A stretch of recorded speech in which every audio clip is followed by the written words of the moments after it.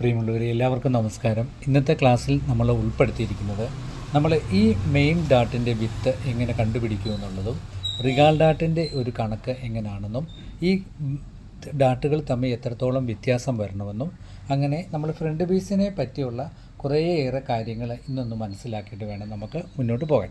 അപ്പോൾ ഫ്രണ്ട് പീസിനെ പറ്റി തന്നെ ഒരു ക്ലാസ് എടുക്കണമെന്ന് എല്ലാവരും ആവശ്യപ്പെട്ടു. ഡാട്ടിൻ്റെ അളവുകളെ പറ്റിയും ഡാട്ടിൻ്റെ കൃത്യമായ രീതികളെ പറ്റിയൊക്കെ നമുക്ക് എങ്ങനെ ഇതിൻ്റെ ഒരു വിത്തൊക്കെ കണ്ടുപിടിക്കുന്ന എല്ലാവർക്കും വളരെ സംശയമുള്ള കാര്യമാണ്. അവരെല്ലാവരും നമ്മളോട് ഇങ്ങനെ പറയുന്നുണ്ട്, ഇതേപ്പറ്റി മാത്രം ഞങ്ങൾക്ക് ഈ സെൻറ്റർ കണ്ടുപിടിക്കുന്നതിനെ പറ്റി എന്തെങ്കിലുമൊക്കെ കുറേ ഐഡിയകൾ തരണം, അത് വെച്ച് വേണം നമുക്കിനി മുന്നോട്ട് പോകാനായിട്ട്. അപ്പം ഫ്രണ്ട് പീസിൻ്റെ ഡാട്ടുകളെ പറ്റിയൊക്കെ എല്ലാവർക്കും സംശയമുണ്ട്. ഫ്രണ്ടിൻ്റെ അളവ് കൊടുക്കുന്നതിനെ പറ്റിയും ബെൽറ്റ് വെട്ടുന്നതിനെ പറ്റിയൊക്കെ വളരെ കൃത്യമായ രീതിയിൽ ഞാൻ പല വീഡിയോയിലും പറഞ്ഞിട്ടുണ്ട്. അപ്പം വീണ്ടും പലരും പല രീതിയിൽ ചോദിക്കുന്നുണ്ട്. അതിനൊക്കെ ബ്ലൗസ് ഈ കഴിഞ്ഞ ദിവസം ഇട്ടപ്പോൾ എല്ലാവർക്കും ഇഷ്ടപ്പെട്ടു. അതേ കൃത്യം പോലെ വെട്ടി തയ്ച്ച് വളരെയധികം ഇഷ്ടപ്പെട്ടു എന്ന് അവർ പറഞ്ഞു. അപ്പോൾ നമുക്ക് ഈ മെയിൻ ഡാട്ടിൻ്റെ കാര്യങ്ങളൊക്കെ എങ്ങനെയാണെന്നുള്ളത് കൃത്യമായ രീതിയിൽ പെട്ടെന്ന് പറഞ്ഞു തരുന്ന പോലെ തന്നെ നമുക്ക് തീരുമാനിക്കാം.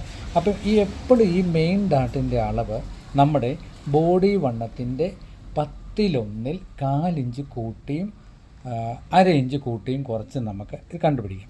അങ്ങനെ നിങ്ങൾക്ക് ഇങ്ങനെ കണ്ടുപിടിക്കുമ്പോൾ നിങ്ങൾക്ക് എന്തെങ്കിലും സംശയം എന്ന് തോന്നിയെങ്കിൽ അത് കൂടുതലോ കുറവോ എന്നോ വല്ലതും തോന്നിയാൽ അതിന് നമ്മളൊരു മാർഗം കണ്ടെത്തിയിട്ടുണ്ട്. നിങ്ങൾ 1/2 ഇഞ്ച്, അതായത് 1/2 ഇഞ്ച് ഇത് ഇവിടെ മാർക്ക് ചെയ്യണം.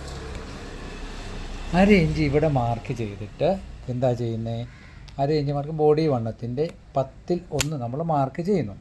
മാർക്ക് ചെയ്തതിന് ശേഷം ഈ ഫ്രണ്ട് പീസിൻ്റെ ഈ മേൽഭാഗം കണ്ടല്ലോ, ഈ മേൽഭാഗത്ത് നമ്മൾ എന്ത് ചെയ്യണം എന്ന് പറഞ്ഞാൽ 1/2 ഇഞ്ച് ഇവിടെ ഒരു മാർക്ക് കൊടുക്കണം. ഈ ഷോൾഡറിൻ്റെ ഇവിടെ 1/2 ഇഞ്ച് മാർക്ക് കൊടുത്തിട്ട് ഈ ടേപ്പ്, ഈ വീതിയുള്ള ടേപ്പ് തന്നെ നമ്മൾ വെച്ച് നോക്കണം. വീതിയുള്ള ടേപ്പ് തന്നെ ഈ 1/2 ഇഞ്ച് മാർക്ക് ചെയ്തെടുത്തുനിന്ന് വെച്ച് നോക്കിയെങ്കിൽ കൃത്യമായിട്ട് തന്നെ നിങ്ങൾക്ക് ഒരളവ് കിട്ടും. ഇങ്ങനെ വെച്ച് നോക്കണം, കണ്ടോ? അപ്പം 1/2 ഇഞ്ച് തള്ളിയിട്ട് ടേപ്പിൻ്റെ ഈ ഭാഗത്ത് വേണം വയ്ക്കാൻ. മേളിൽ നിന്ന് 1/2 ഇഞ്ച് കഴുത്തിൻ്റെ അവിടെ തള്ളി ഇതിങ്ങനെ കയറ്റി വെച്ചിട്ട് ടേപ്പിൻ്റെ ഈ ഭാഗത്ത് മാർക്ക് ചെയ്യണം. നമ്മുടെ ലെങ്ത് എത്രത്തോളമാണോ ആ ലെങ്ത് എത്രത്തോളം ഡാട്ടിൻ്റെ ഉണ്ടെന്ന് നോക്കിയിട്ട് ഇവിടെ മാർക്ക് ചെയ്യണം. ഇവിടെ മാർക്ക് ചെയ്യുമ്പോൾ തന്നെ നിങ്ങൾക്കറിയാം ബോഡി വണ്ണം ഇപ്പോൾ 40 ആണെങ്കിൽ 40ൻ്റെ 10-1 4 കൂടെ ചേർത്തിട്ട് 4ൻ്റെ കൂടെ 1/4 ഇഞ്ചും കൂടെ ചേർക്കുമ്പോൾ കറക്റ്റ് നമുക്ക് 4 വരും. ഇത് 40ൻ്റെ ബ്ലൗസാണ്. അപ്പോൾ അത് കൃത്യമായി തന്നെ നിങ്ങൾക്ക് കണ്ടുപിടിക്കാവുന്നേ ഉള്ളൂ. അപ്പോൾ ഇനി അതിന് സംശയം തോന്നിയെങ്കിൽ ഈ നെക്കിൻ്റെ ഇവിടുന്ന് ഈ ടേപ്പ് വെക്കുക, ഈ ടേപ്പിൻ്റെ ഈ ഭാഗത്ത് മാർക്ക് ചെയ്യുക. ഇത്രയും 2 ഓപ്ഷൻ എപ്പോഴും ബുക്കിൽ എഴുതിയിട്ടോണം. ഇത് തമ്മിൽ അങ്ങോട്ടും ഇങ്ങോട്ടും കമ്പയർ ചെയ്തിട്ടേ ഉള്ളൂ നമ്മൾ തീരുമാനങ്ങൾ പറയാവുള്ളൂ. അത് ഒരു മെയിനായിട്ടുള്ള കണക്കാണ്. അപ്പോൾ ഫ്രണ്ട് പീസ് ഇതുപോലെ വരച്ചിട്ടിട്ട് ആ ഫ്രണ്ട് പീസിൽ ഇങ്ങനത്തെ ഒരു കാര്യം കൂടെ കുറിച്ചിടണം. അപ്പോൾ നമ്മൾ മെഷർമെൻ്റ് എടുത്ത് ബ്ലൗസ് വെട്ടുമ്പോൾ എന്തെങ്കിലും ഒരു സംശയം വന്നുകൊണ്ടുണ്ടെങ്കിൽ നമുക്ക് ആ കാര്യങ്ങൾ നോക്കി ക്ലിയർ ചെയ്യാം. അടുത്തതായിട്ട് നമുക്ക് വരുന്ന ഈ ഡാട്ടുകൾ തമ്മിലുള്ള ഒരു വ്യത്യാസമുണ്ട്. ഈ ഡാട്ടുകൾ തമ്മിലുള്ള വ്യത്യാസം എപ്പോഴും നിങ്ങൾ നോക്കേണ്ടത് 1.25 ഇഞ്ച് മിനിമം ഈ ഡാട്ടുകൾ തമ്മിൽ വ്യത്യാസം വരണം. 1.25 1.5 അതിന് മേളിലോട്ടും താഴോട്ടും ഒരു കാരണവശാലും ഡാട്ടിൻ്റെ വ്യത്യാസങ്ങൾ പോയെങ്കിൽ നമുക്ക് നമ്മുടെ പോയിൻറ്റിൻ്റെ കപ്പിൻ്റെ പോയിൻറ്റിനെ പറ്റി പ്രത്യേകം ബാധിക്കും.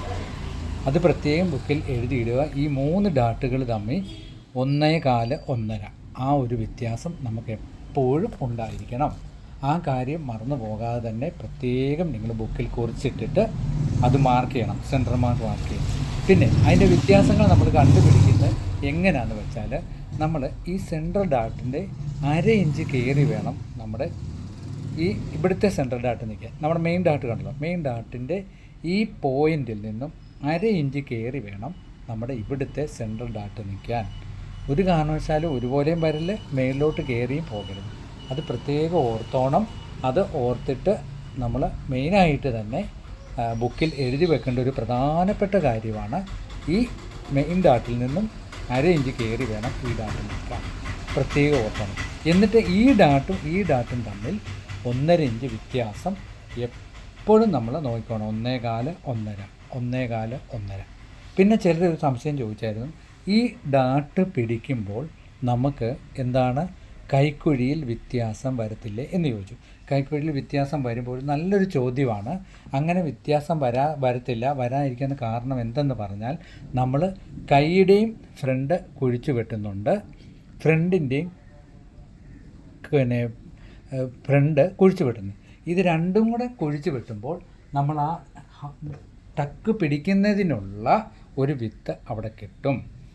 അത് പ്രത്യേകം. നിങ്ങളിപ്പോൾ കൈക്ക് ഒരു സംശയം തോന്നിയാൽ നിങ്ങൾ കൈയുടെ ഫ്രണ്ട് നമ്മൾ കുഴിച്ചു വെട്ടിയതാണ്. ഇവിടെ ഈ ഭാഗം നമ്മൾ കുഴിച്ചു വെട്ടി, അറിയാമല്ലോ, ഈ ഭാഗം കുഴിച്ചു വെട്ടി. ഇനി ഈ ഭാഗം നിങ്ങൾ ഇതുകൊണ്ട് ഇങ്ങനെ വെച്ച് നോക്കണം. ഈ സെൻറ്ററിൽ നിന്ന് നമുക്ക് ഇങ്ങനെ വെച്ചാൽ കൈയുടെ കുഴിച്ചു വെട്ടിയ ഭാഗം കൃത്യമാണോ എന്ന് തന്നെ നമുക്ക് അറിയാൻ പറ്റും. അത് മേളിൽ നിന്നോ ഇല്ലെങ്കിൽ താഴെ നിന്നോ ഇങ്ങനെ നോക്കിയാൽ കറക്റ്റ് നമ്മൾ കുഴിച്ചു വെട്ടിയ ഭാഗം നമുക്കറിയാൻ പറ്റും. എന്തെങ്കിലും വ്യത്യാസം ഉണ്ടെങ്കിലും അത് കൈ കറക്റ്റായിട്ട് തന്നെ ഇരിക്കും. സംശയമെന്ന് തോന്നുവാണെന്നുണ്ടെങ്കിൽ റിഗാർഡ് കൂട്ടുന്നതിന് മുമ്പേ കൈ വെച്ച് തന്നെ നമുക്ക് ഈ സെൻറ്റർ അരേഞ്ച് ഷോൾഡർ കൂട്ടിയിട്ട് കൈ ഇങ്ങനെ വെച്ച് നോക്കണം ഷേപ്പ് വ്യത്യാസം വരുന്നുണ്ടോ എന്ന്.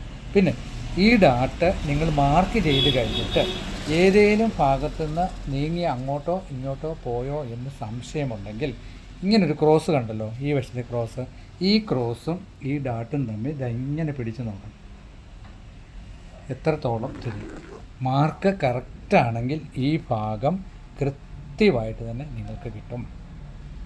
ഈ താഴ്വശവും ഈ ഫ്രണ്ടിൻ്റെ കൂടെ ഇങ്ങനെ പിടിച്ചാൽ നിങ്ങൾക്കറിയാം ഒരു കാരണവശാലും ഇതിന് പൊളവ് വരത്തില്ല, കൃത്യമായി തന്നെ ഇരിക്കും.